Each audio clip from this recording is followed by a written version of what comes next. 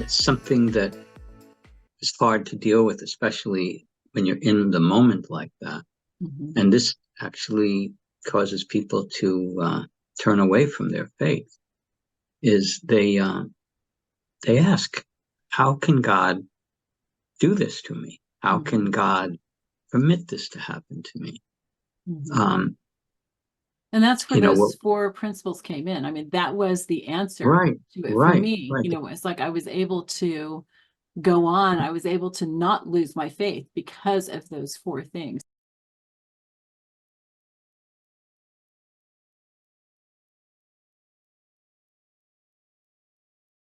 that I God knew. knew it was going to happen. He knew God before I could was have born. prevented it. He's hmm omniscient.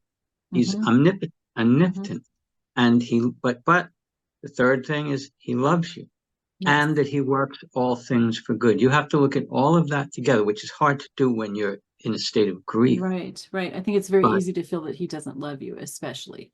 that's And, right. and, And and some people go as far as to say he doesn't exist. How can there be a God right. that would be so cruel? Yeah. But Yeah. But I've had that's where our to, faith comes in. That's why we're doing suffering well and faith together. yeah. Go ahead. Yeah.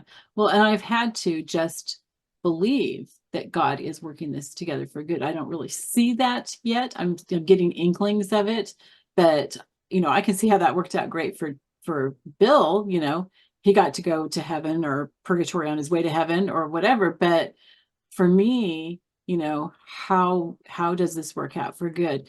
But I've seen God do that in my life enough to know he is going to work it out for good. There is, and this is part of what we want to talk about later in building our faith, because I think that the fact that my faith had been built so much helped me to be able to survive that.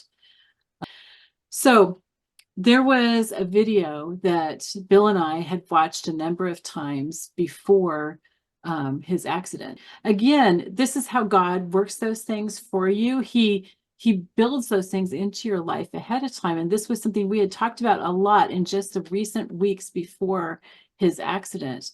And the video, the main thing that I got out of that video was that I needed to say yes to this cross that God had given me. And God reminded me of that video within a couple days after Bill's death. And so I went and watched it, and I knew it really, really well. I knew the video well because we'd watched it so often.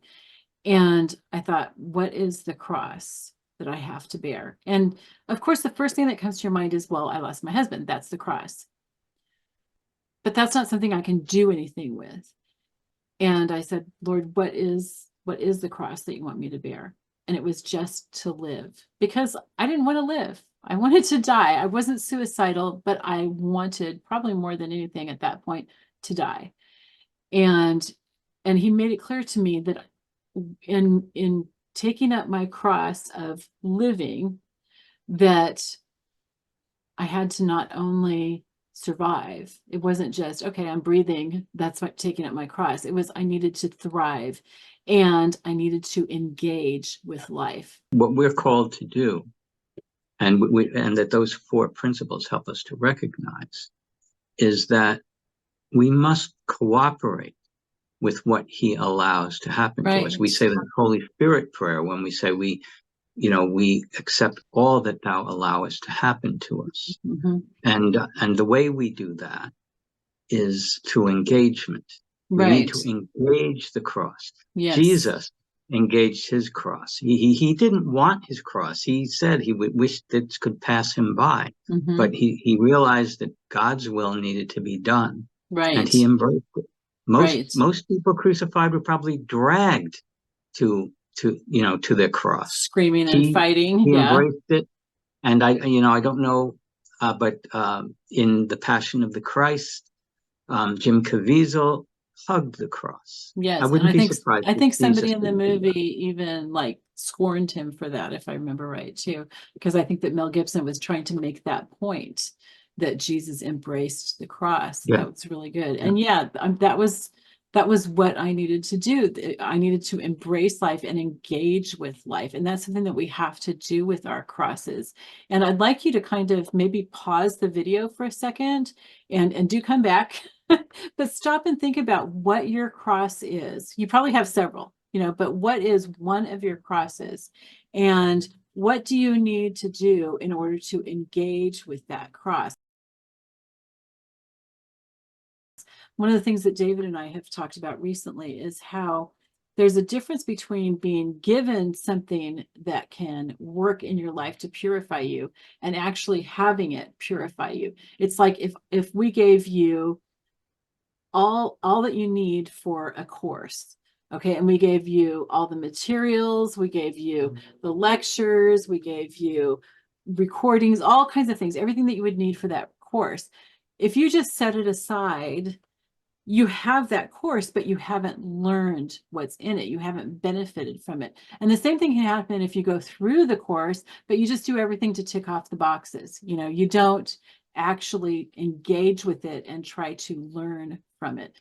I have a student, I teach Chinese students English. I have a student who's incredibly smart. And so when I ask a question, he just gives the simplest answer. And I try to engage him and get him to come up with more complex answers and to teach him more vocabulary and so on. But he just, because he's so smart and he knows the answers, it's like he doesn't want to go any deeper. And I think that's how we often are as Christians. We just want to go through the steps, but we're not actually going through the process of purification. And that's what engaging with your cross does. It helps us to go through that actual process.